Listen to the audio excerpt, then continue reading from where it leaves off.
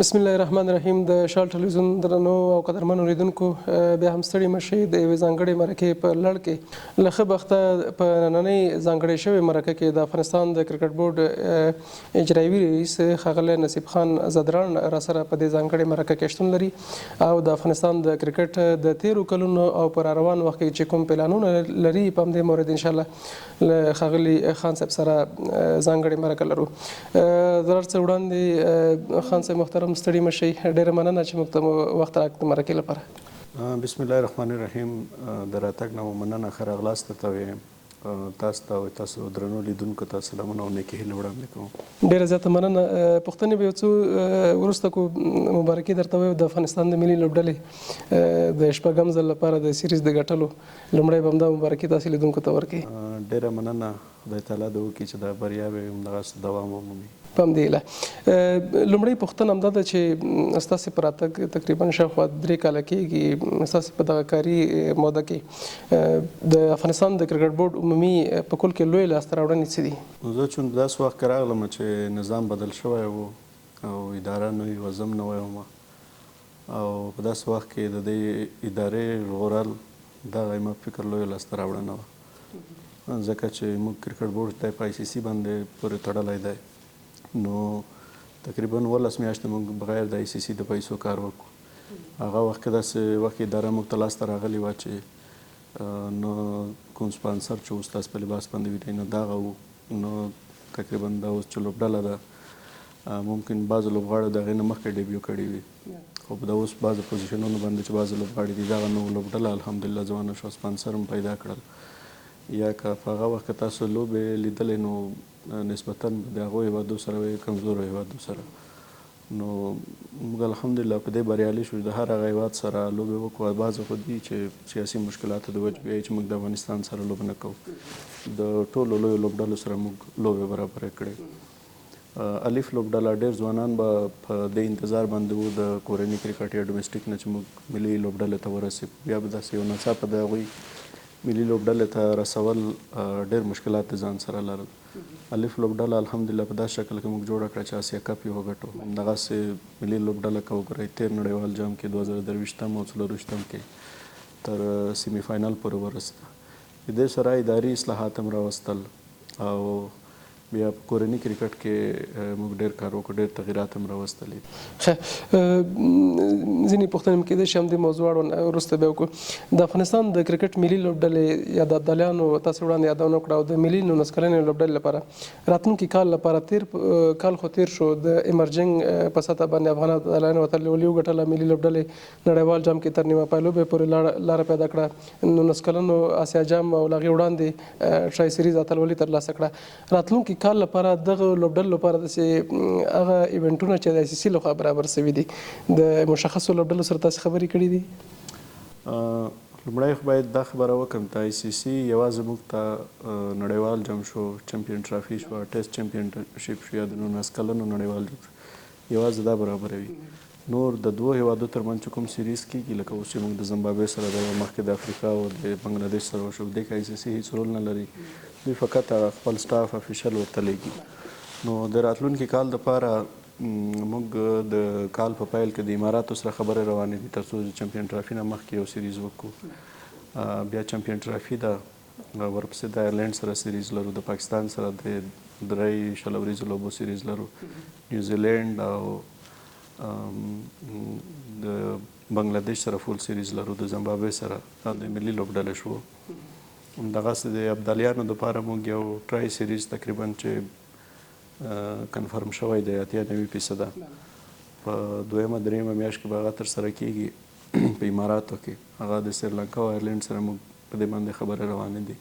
او یو بل د ابدالیانو دپاره د بنګلادیش سره سیریز دی چې موږ کوربتوب به ترسره کېږي. دا بل ټرای سیریز چې موږ یاد کړو دا مې موږ په کوربتوب کېږي او په اماراتو کې. او د 19 کلنو دپاره تر دې دمه پورې د کوالیفاینګ راوند دی او د هغې نه مخکې یو ټرای سیریز دی په نیپال کې. افغانستان، متحده عرب امارات او نیپال د دغه یو سیریز تر اوسه په پلان کې نیولی دی. تاسې د ځوانانو لوبډلو یادونه وکړه، یو شمېر ځوان لوبغاړي هم تر ډېره پورې په دغه سیالیو کې ښه وځلېدل.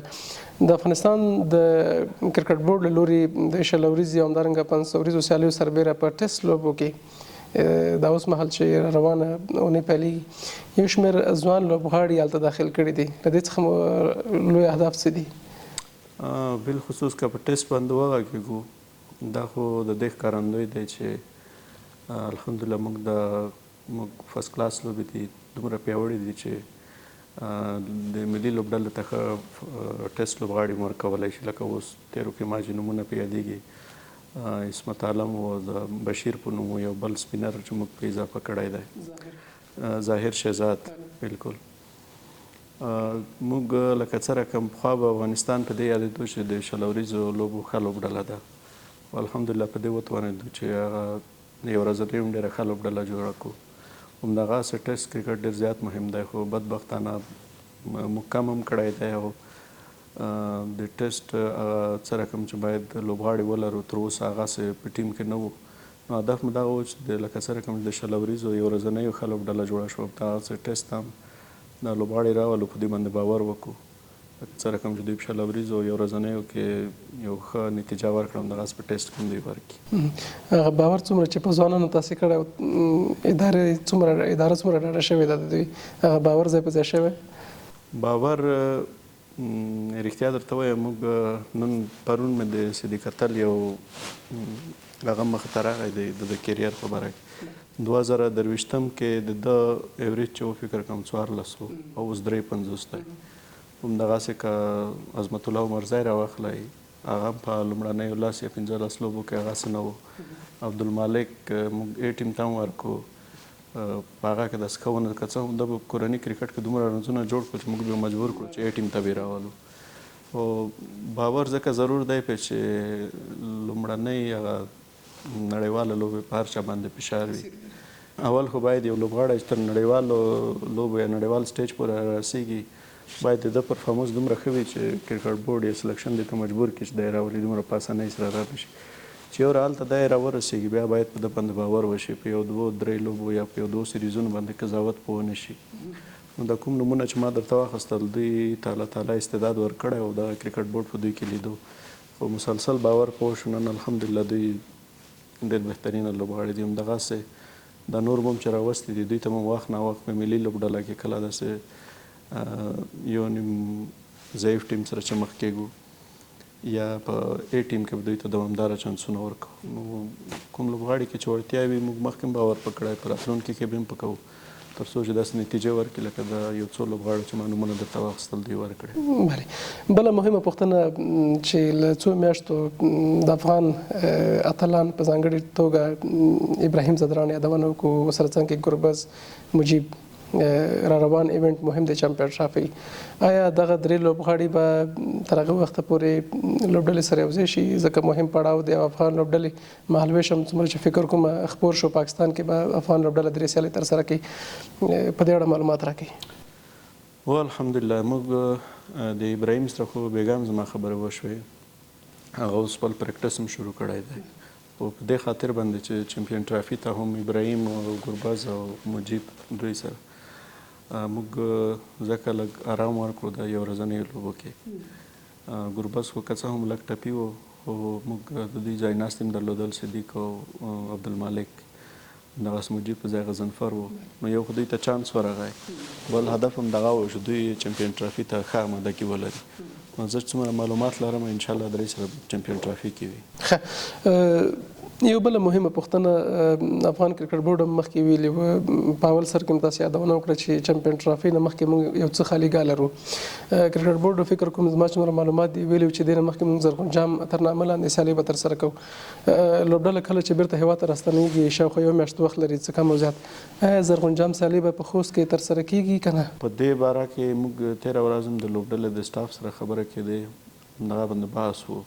درې شیان په پلان کوو چې یا زرغون جام کوو یا د متحده عرب امارات سره سیریز یا په متحده عرب اماراتو کې یو کیمپ لګولو.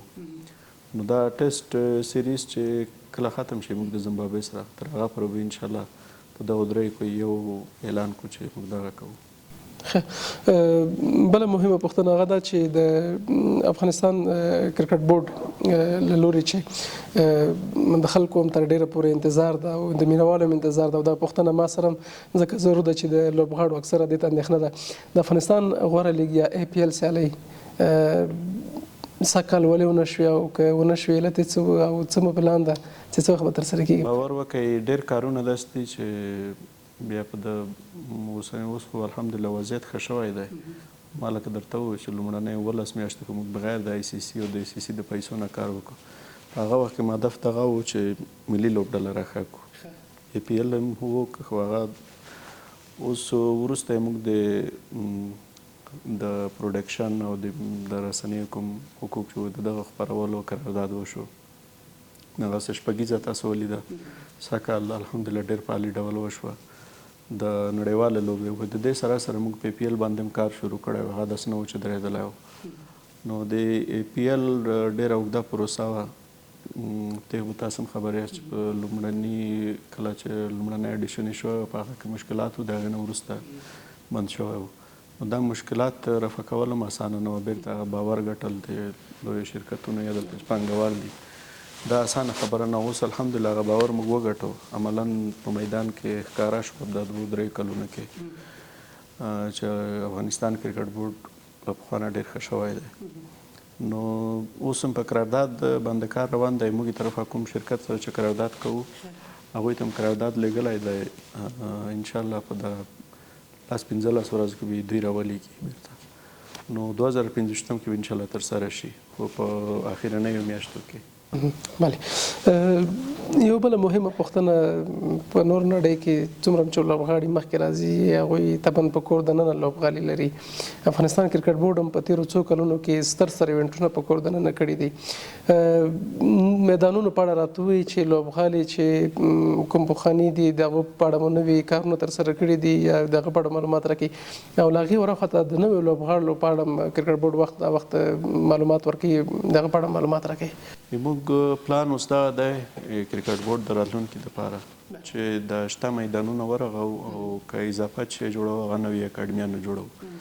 مثلا اوس د افغانستان په شمال کې په بلخ، تخار او بدخشان کې موږ 3 نوي اکاډمیانې جوړې کړې. همدغسې د اوسني وخت کې چې موږ تاسو دلته ناست یو په میدان وردګ او پکتیکا کې په نوي اکاډمیانو کار روان دی. لوبغالي موږ ډېر زیات لرو. که د کونړ نه د شروع شو تر زابل او هلمند پورې، همدغسې شمال خواته لاړ شو لوبغالي لرو، خو هغه په هغه معیار نه دي برابر.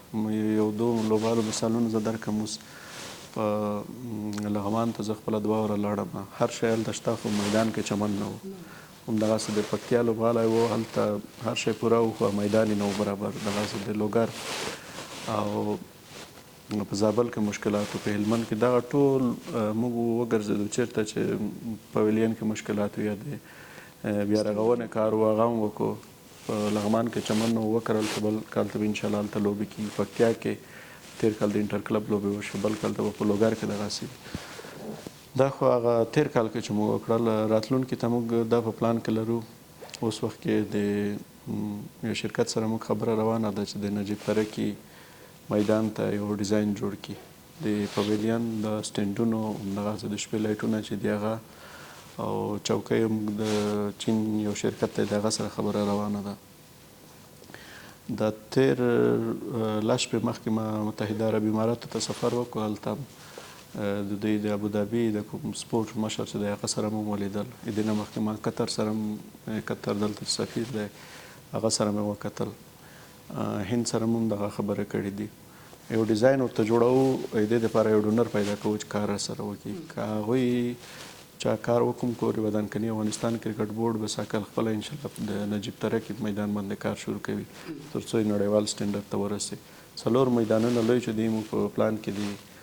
د نجیب ترکي دی، د رحمت ولی مسرور لوبغالی دی خوست کې، همدغسې د کندهار دی او د بلخ دی.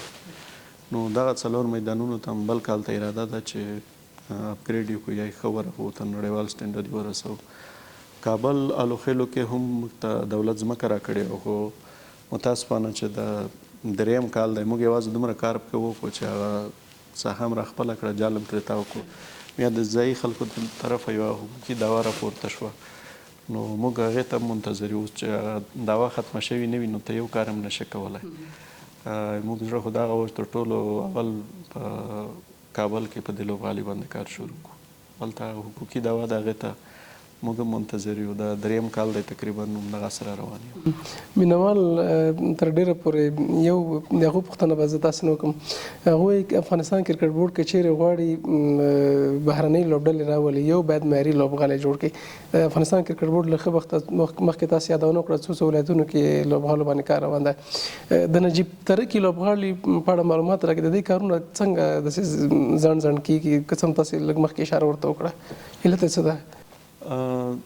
کارونه خو اوس موږ داسې نشو کولی چې د لکه دا خو ټول د بودیجې او د ماسټر پلان د مخې کېږي یعنی یو کال کې به د هغه چمن جوړېږي دویم کال کې به سټینډونه جوړېږي بیا به پویلین جوړېږي بیا دغسې نور نو موږ د بودیجه هم دغسې ویشلې وو انکشافي کارونه په ولایتو باندې ویشلي یعنې که په نجیب ترکي کې تېر کال کوم کار شوی دی د هغې سره تر څنګ به په لوګر کې هم شوی وي هلمند کې به هم شوی وي همدغسې په د افغانستان په شمال کې به هم کارونه روان دي خو دا ځل موږ زړه دغه دی چې تر څو د کابل د میدان د موضوع راخلاصېږي تر هغه وخته به په نجیب ترکي باندې کار شروع کړو بل کال ته انشاءالله نو هغه یو ښه سټینډر ته به برابر کړو وروستیو کې په لنډه توګه تاسې وړاندې یادونه وکړه متحده عربي اماراتو ته او قطر ته سفرونه مو درلود څه داسې خاص زیری لرو موږ خو هغه دوی کومه غوښتنه چې رانه کړې چې خپل تخنیکي پرپوزل را سره شریک کړي هغه هم ورسره شریک و قطر سره هم تقریبا میاشت مخکې شریک کړی و او د متحده عربي اماراتو ته اوس کار په شروع کړی دی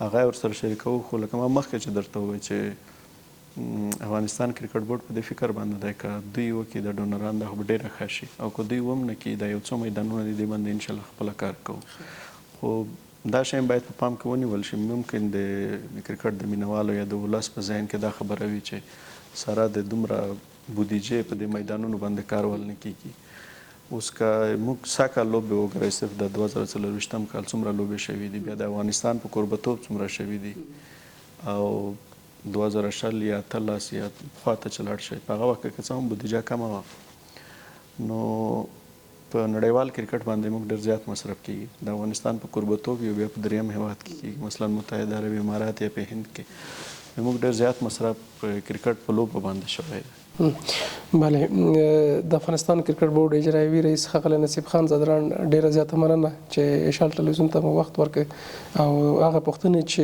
یو شمېر مینوالو په ذهنونو کې وي تاسې په مفصل ډول هغوی ته ځوابونه ورکړل او کور مو ودان ډېره مننه هر کله راشئ د اشال ټلویزیون درنو لیدونکو له تاسو هم ډېره مننه خوشحاله اوسئ چې مرکه مو تر پایه راسره واورېده تر بلې ځانګړې مرکې پورې مو په پاک څښتن ته لاس سپارم الله مو مل ښه وخت ولرئ